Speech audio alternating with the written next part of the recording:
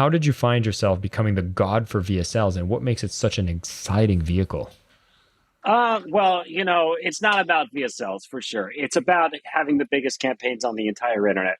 That's what it is. My life is about, the only thing that's interesting to me is doing the best I've ever done and hitting the biggest days I've ever had and just working on projects that are the most exciting thing I've ever worked on, right? So as you start to go up the media buying ladder where you're spending and spending and spending and having bigger days, you start to realize that, hey, if I'm going to, beat my own high score, just do better than I did before, I got to pivot to cool stuff. And the biggest players on the internet are doing VSLs.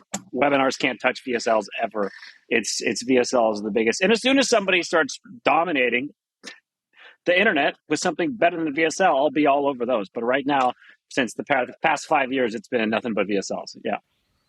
Whoa, so hold on there. We got to unpack that because I know a lot of people that have been on this podcast as well that are the kings of webinars and they speak and preach about the amazingness of webinars. What exactly are you seeing when you're getting to a certain scale? You have to switch to VSL. Unpack that for me a little bit. I don't know. Have you ever heard of somebody who, went from starting a brand new business to doing $40 million in sales by the end of 12 months? Does that happen very often? No. Hey, your webinar guys? I think the webinar guys were talking about doing a launch, maybe in like 1 month, they would build a whole launch around something, and maybe the record, maybe launch, it dies, it's up, it's gone. Bro, we blew up a skincare brand 0 to 40 million in 12 months with just VSLs. We were doing 4 million a month by month 3 on a brand new company because we were able to put in $2 million a month and get 4 million back in sales and literally pull like $1 million in profit off of that in 1 month. And then repeatedly do that over and over and over again by crushing YouTube and Facebook ads. And I don't know a lot of people with that story. There's Joel Marion, who has went to 0 to 100 million a year in 12 months and then did that every year for 6 years in a row with BioTrust. But that was like back in 2015 when the VSLs were just invented. So he was like brand new. And I was trying to like repeat the success that he had, but I only got 40% of the way there. What turned out to be pretty amazing, though, getting 40% of the way there in terms of lifestyle designability you can do with that.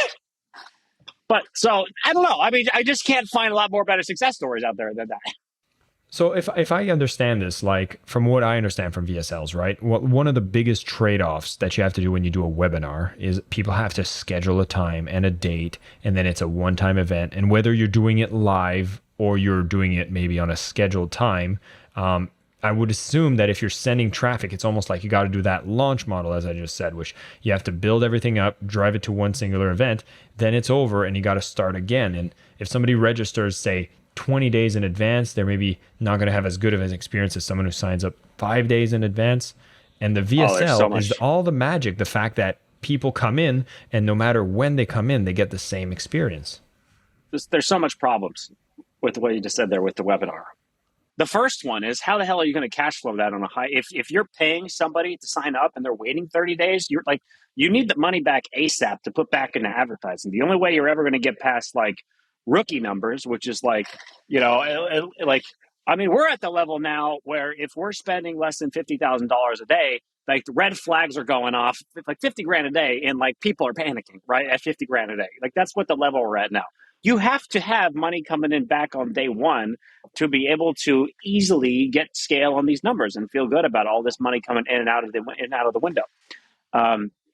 And on the highest level, on the biggest campaign level, you need to have the least amount of friction possible. And why VSLs, on a simple point, why they beat everything else, is that there's no friction. There's no friction with a VSL. With a webinar, you have to click to a landing page, you got to sign up, fill out the form, and then you got to click play on the video. With a VSL, that's like a 30% drop-off rate right there at the most optimized funnel, right? A really optimized thing. Just people are dropping off because they don't want to do all that work. Even with a VSL that has the video playing on a landing page, so they click a button and then they click play on a landing page, that's an automatic 15% drop-off in people who just won't click play because they don't care. They're not interested. So with a VSL, you can run a 40-minute ad directly on Facebook, directly on YouTube, without the audience doing a single thing. There's no friction. There's no moving. It is the most brain dead. They do nothing, right? And at the end of the video, they buy. That's the only action they take. There's no clicking. There's no sign up. It's just, do I buy or not buy at the end of it? And that that flow there, just to me, can't be beaten because they can't be beaten. It's just like there's one slip and slide, right? It's a slip and slide. They get on and they either that's it. You can't just get past the slip and slide.